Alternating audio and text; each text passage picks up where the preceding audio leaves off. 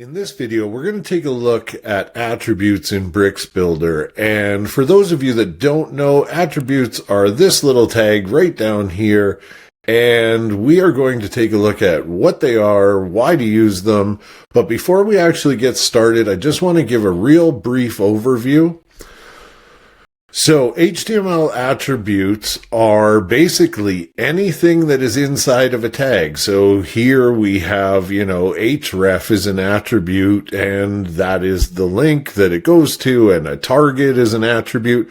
So, an attribute is just something inside of, and some are already determined for you, like href and target. They are used everywhere, every day. In fact, even an ID and a class, these are all attributes. But again, most are hardwired in, and it's just part of HTML. Now, some actually do a service where, for accessibility, if you have a button and it just says button, well, a screen reader is just going to say button. But if we give it an attribute of aria-label, well, that means something, and it knows to put that into the screen reader. Now, you can create any attribute that you want. Just know that it will always be referenced starting a data dash, okay? So if I wanted one to have status, I could say data dash status and data dash theme. Now, don't get too freaked out by the code. All I'm trying to show here is that any data that you create that's specific to you, that you wanted to invent, you have to start with data dash, okay? And that kind of tells the HTML, hey, this dude made this up. So here we're going to have one called data status, and the status is active, and if it is, we're going to give it this border color, let's say, okay? So you can kind of see how this works.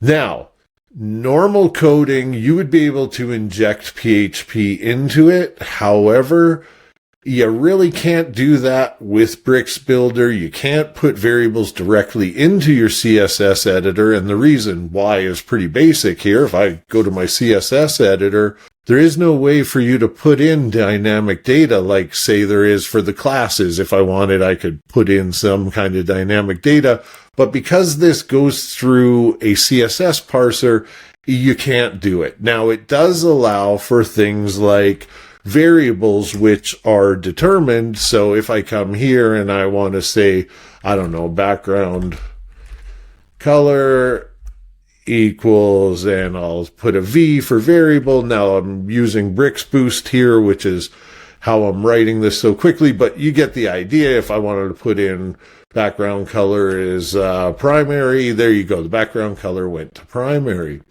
So you can put variables from your variable list here, but you can't just put in, I can't just stick the word Seattle in there, for instance.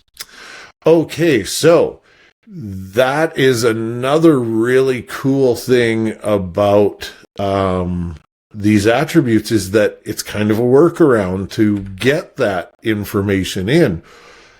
See, I can create an aria-label where I can put in some dynamic data, and then I can hardwire, let's say here I would want it to say Seattle location or Portland location, that kind of thing, okay? And then lastly, I'm going to show you how to actually get the CSS to change. So not only are we going to, do a screen reader, we're going to actually get the CSS to show what it is that we're talking about. So let's get to it now and actually do this. Just to remind you, I will load this up. And as you can see, some of these are open weekends, one is not, and we're doing that with conditions, which is totally different, but I just wanted to show you. But also, if I come here and I, review the code, if I come here, okay, it has a div and a bunch of stuff, but this does not tell a screen reader diddly squat about what it is, right? So the very first thing we should do is to create an attribute for each location, and we will simply add an attribute, and we will call this one aria-label, and we will put the word location. Okay. And right now we're just going to put the word location. We'll save that. We'll refresh this. And now when I come here, you see that it's got a location, and they all have location. Now, obviously, we didn't put in the dynamic data, so that is as easy as putting your mouse here, and we're going to choose the post title because that's where we're saving the location name. Okay, and so now when we save it, it should take the post title, which is, in this case, the name, and we will refresh this. And as you can see now, we have perfect screen reading of Bellingham location, Linwood location, Seattle location. So you see how easy it was to turn this into something that is actually usable and accessible by all? It really only takes a second.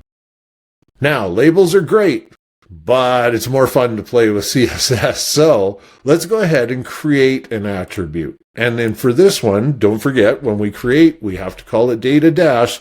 And on this, we'll create one called weekend because we are wondering if they're open weekends.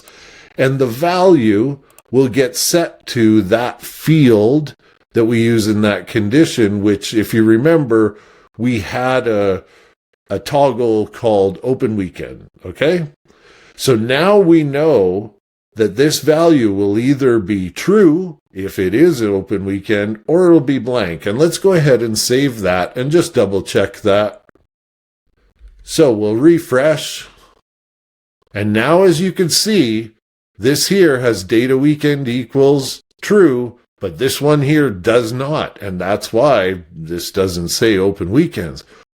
But now that we have an attribute that actually says true, we can actually check on that to change things. So let's take our location here and we'll go to our CSS and we will say R for root and press tab, and that'll just create our root. Now, I'm going to do this wrong just so you can kind of see it first, but it'll kind of help you see the code a bit better. So in brackets, we're going to put the name of the attribute we created, in this case, data dash weekend.